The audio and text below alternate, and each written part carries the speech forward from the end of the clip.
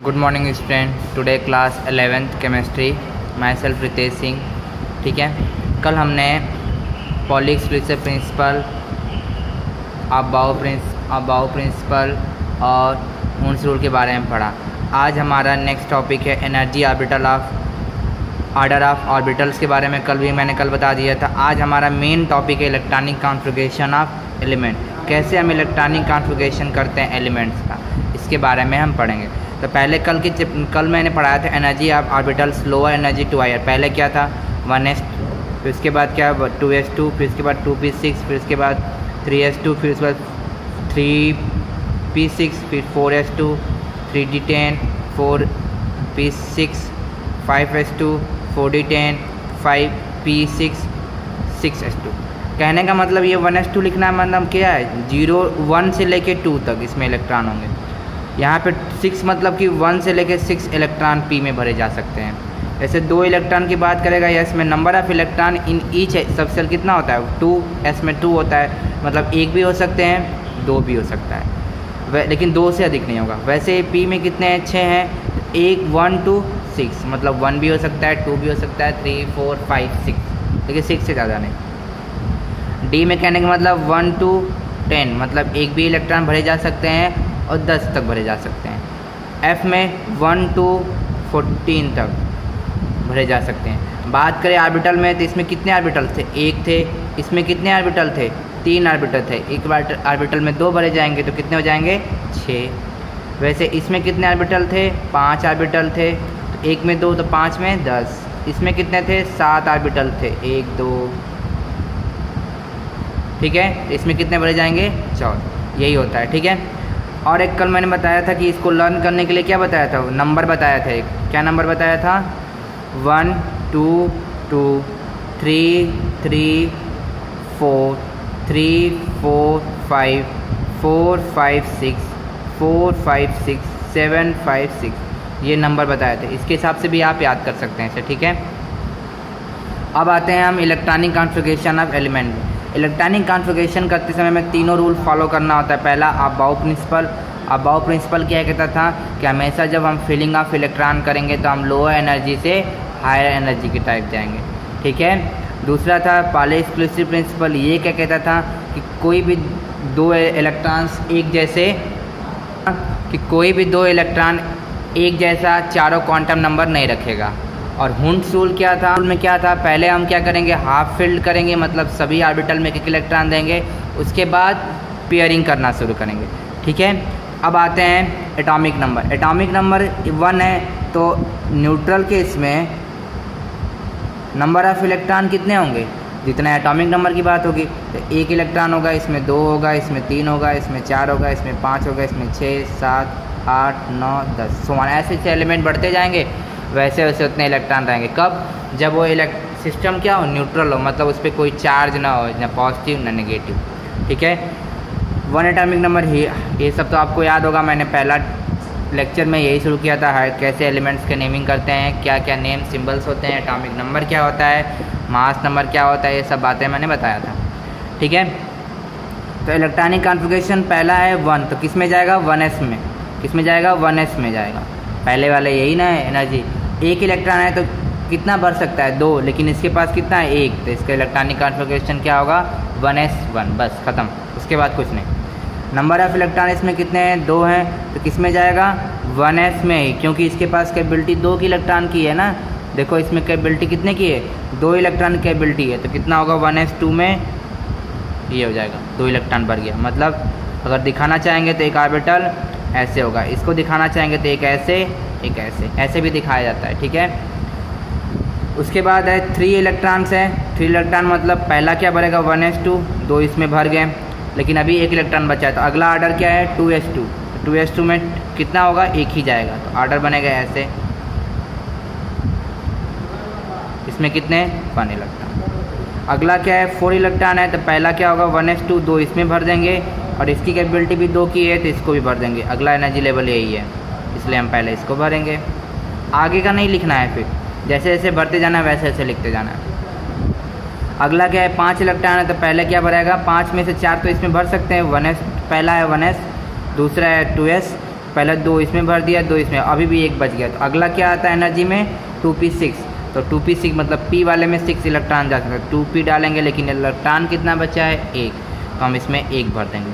अब ऑर्बिटल्स की बात करेंगे तो इसको ही ऐसे कर देंगे, इसको भी ऐसे कर देंगे, बट p और ऑर्बिटल कैसे होता है, ऐसे होता है ना, 1 भरा है तो 1 डाल देंगे इसमें, ठीक है। यहाँ पे लिख सकते हैं ये 1s का है, ये 1s का है, ऐसे लिख सकते हैं सबका नेम, तो समझ में आ रहा होगा आपको।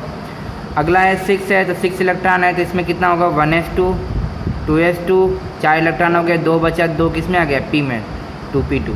अब ऐसे फिर बना लेंगे, इसमें भी 2 गया, फिर इसमें भी 2 गया, फिर इसमें कितना जाएगा 2 ऑर्बिटल p में आया था, एक इसमें 2 इलेक्ट्रॉन p में आया था, ऐसे। वैसे ही 7 की बात करेगा तो 1s2 2s2 2p3, 2 2 4 3 7, इसमें 2, फिर इसमें भी 2 है, फिर इसमें क्या होगा 1 2 3। अब यही क्या है हुंड रूल है, चाहता तो मैं इसको यहीं पेयरिंग कर देता, लेकिन हुंड रूल के तहत क्या कहता है कि हमें पहले सब में 1 इलेक्ट्रॉन देना है, सभी ऑर्बिटल में, तो मैंने इसमें दिया, फिर इसमें दिया, इसमें नहीं भरा, अब आगे आएंगे तो इसमें भरेंगे। 8 है तो 1s2 2s2, अब 4 हो गया, 4 बचा, जबकि कैपेबिलिटी इसकी 6 की है, तो फिर बना लेंगे ऐसे।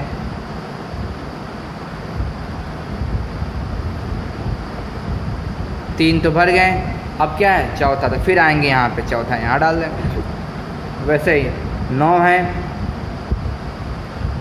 5, 4 यहाँ पे हो गए, 5 हमें किस में भरना है p में भरना है, 5 भर गए। वैसे अब नियॉन का है 10 होते हैं, मैंने 10 भर दिया। नंबर ऑफ इलेक्ट्रॉन काउंट कर सकते हैं, कितना हुआ 10 हो जाएगा, इसमें भी इसमें भी इसमें भी।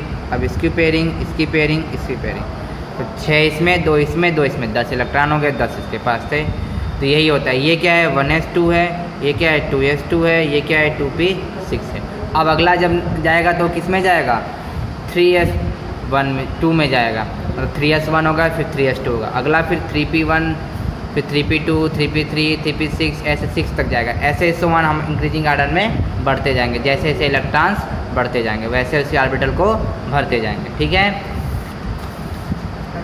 अगला आता है हमारा सम एक्सेप्शनल कॉन्फ़िगरेशन। कुछ होते हैं एक्सेप्शनल कॉन्फ़िगरेशन होते हैं जिसमें हम 2 के बारे में डिटेल में पढ़ेंगे। पहला होता है कापर, दूसरा होता है क्रोमियम, या कह सकते हैं क्रोमियम कापर, क्योंकि 24 पहले आता है, ठीक है। तो क्रोमियम का इलेक्ट्रॉनिक कॉन्फ़िगरेशन करेंगे तो नंबर ऑफ इलेक्ट्रॉन कितना हो 24, पहला गया 1s2 में, फिर 2s2 में, 2p6 में, तो 6 2 8 2 10 यहाँ हो गया। फिर 3s2 में गया एनर्जी लेवल 10 2 12, फिर 3p6 में गया तो 18, फिर 4 18 2 20, 4 24, मतलब ये क्या है 24 इलेक्ट्रॉन इसमें भरे हैं। बट ये क्या होता है, ये गलत हो जाता है। क्यों गलत हो जाता है उसका रीज़न आगे हम बताएंगे। इसका इलेक्ट्रॉनिक कॉन्फ़िगरेशन रियल वाला क्या होता है, यहाँ तक तो सेम होता है 1s2 2s2 2p6 3s2 3p6, उसके बाद 4s1, मतलब कि इसका एक इलेक्ट्रॉन इसमें चला जाता है और ये 3d5 हो जाता है, ठीक है। तो ये वाला इलेक्ट्रॉनिक कॉन्फ़िगरेशन सही हो जाता है। इसका रीज़न क्या होता है, स्टेबिलिटी फैक्टर के कारण। ऐसे ही कापर में भी 1s2 2s2 2p6 3s2 3p6 4s2 3d9 ऐसा होता अगर हम नामली भरते तो, लेकिन ये क्या हो जाता है गलत हो जाता है। क्या होता है, यहाँ तक तो सेम रहता है 1s2 2s2 2p6 3s2 3p6, फिर क्या होता है इसका जो इलेक्ट्रॉन आता है इधर चला जाता है, मतलब 1 है, ये 1 हो गया, ये 10 हो गया, ये वाला क्या हो जाता है right, due to extra stability factor. ये होता है इसका रीजन। क्यों होता है पढ़ेंगे। Exceptional configuration of chromium and copper, क्यों एक्स्ट्रा स्टेबिलिटी फैक्टर किसके कारण होता है, तो the completely filled and half filled subshell are stable due to the following. अब देखा जाए तो ये क्या है डी है, अगर डी का हम कॉन्फ़िगरेशन बताए तो कितना बना है 5 बना है कि नहीं, 1 2 3 4 5, 5 ऑर्बिटल एक एक भर दिया है। ऐसे ही 3d10 का बनाना चाहें कैसे बनेगा, सब में एक एक पहले भरेंगे, फिर कितने हैं 10 हैं तो फिर सबको पेयरिंग कर देंगे, तो 10 हो गए ना। अगर ये नहीं रहता 3d4 रहता तो कैसा रहता, ऐसे दिखता, ये खाली रहता, 4 ही रहता ना, 4 ही इलेक्ट्रॉन। तो ये क्या है हाफ फील्ड नहीं है, मतलब हाफ फील्ड में सब ऑर्बिटल में एक एक नहीं है, जबकि इसमें सभी ऑर्बिटल में एक एक है तो हाफ हो गया। ये क्या है, सभी ऑर्बिटल में सब में भरा हुआ है, फुल हो गया। तो हाफ फील्ड और फुल फील्ड क्या होते हैं, मोर स्टेबल होते हैं। क्यों होते हैं, रीजन पे देखिए। पहला होता है symmetrical distribution of electron. Completely filled और half filled subshell are more symmetrical distribution of electron them and therefore more stable. अगर हम देखें यही चीज़, अगर हाफ फील्ड की बात करें, सब में एक एक है, सभी रूम में, ये रूम मान के चलते हैं, और इसमें 4 ही भरा है, मतलब ये 3D4 वाला था, ये 3D5 वाला है। तो कौन ज़्यादा अच्छा लग रहा है, ये वाला, क्योंकि सभी में एक एक है, ये खाली पड़ा है एक, तो ये इसलिए ज़्यादा स्टेबल हो जाता है। जो ज़्यादा अच्छा लगेगा, ज़्यादा सिमेट्रिकल डिस्ट्रीब्यूशन सही लगेगा, वो ज़्यादा स्टेबल हो जाएगा, यही रीज़न होता है। ठीक है। दूसरा होता है एक्सचेंज एनर्जी। एक्सचेंज एनर्जी क्या होती है, the stabilising effect arise whenever 2 or more electrons with the same spin are present in the degenerated orbital of subshell. These electrons tend to exchange their position and the energy released due to this exchange is called exchange energy.